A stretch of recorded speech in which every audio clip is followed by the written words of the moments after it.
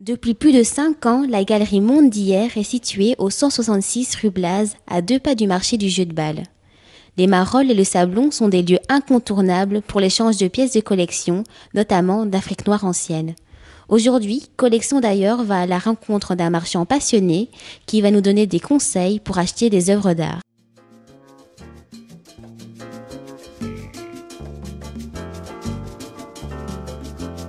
Je suis de nationalité française, mais je suis né à Bruxelles.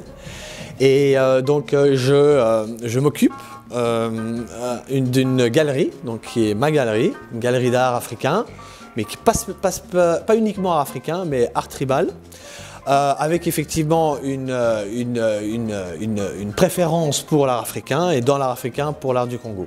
Et donc j'ai cette galerie depuis 2009, je m'occupe de cette galerie depuis 2009 et donc je suis assez content, donc ça marche assez bien depuis maintenant quelques années. Donc les premières années bien sûr ont été un peu difficiles, ça c'est comme toute activité qui démarre, mais maintenant ça a bien pris et j'ai pas mal d'activités un peu partout en Europe, donc je suis assez content pour l'instant de la façon dont les choses évoluent.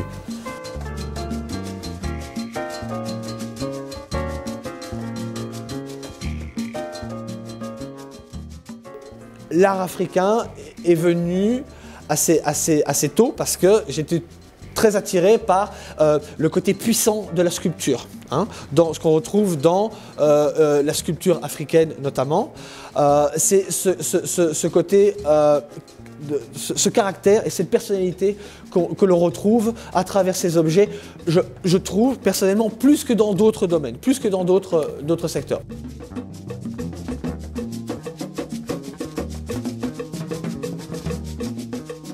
Très tôt, j'ai rencontré cette personne qui est M. Joseph Humblay et qui lui m'a effectivement apporté très tôt la rigueur et le regard et les connaissances de base qui sont indispensables pour pouvoir évoluer dans ce secteur, qui est un secteur très pointu, ultra pointu. Et si on n'acquiert pas très tôt cette capacité de regard, de vision, de reconnaissance, d'identification, ça devient compliqué.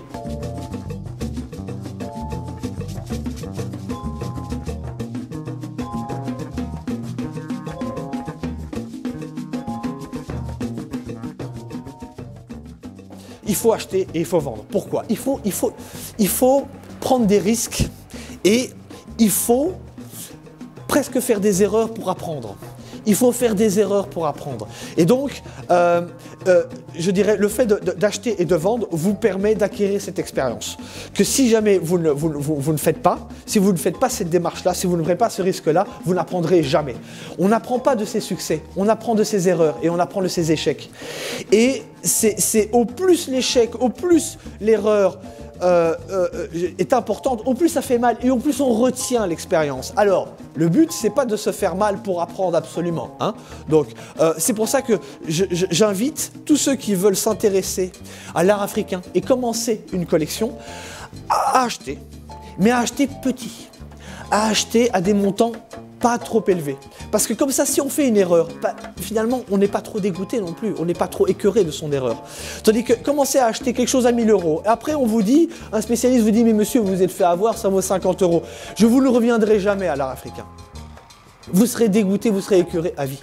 Autant vous habituer et vous faire la main et vous faire le regard avec des petites choses. Et il est possible d'acheter des pièces authentiques à des prix peu élevés. Il y a des matières comme les lobis, par exemple, qui viennent du Burkina Faso, qui est une sculpture, donc le lobi c'est une ethnie, qui se trouve au Burkina Faso, et qui font un art de statuaire, un art fétiche qui est assez répandu, et on peut trouver des objets lobis anciens à des prix très raisonnables. Donc on n'est pas obligé, il ne faut pas non plus croire que l'art africain est inabordable.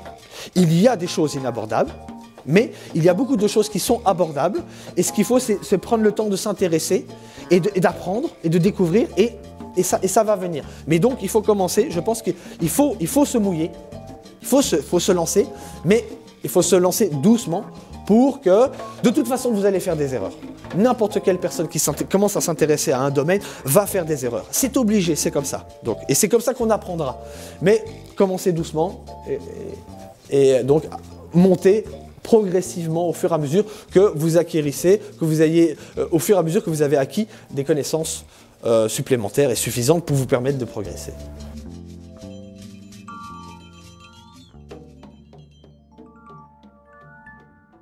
Voici un de mes objets favoris et très certainement mon masque préféré que j'ai ici dans la galerie pour le moment.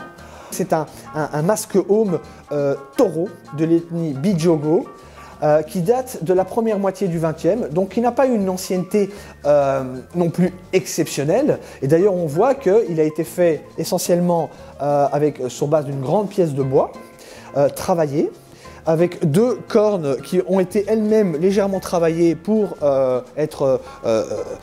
correspondre parfaitement en fait aux proportions ici du masque.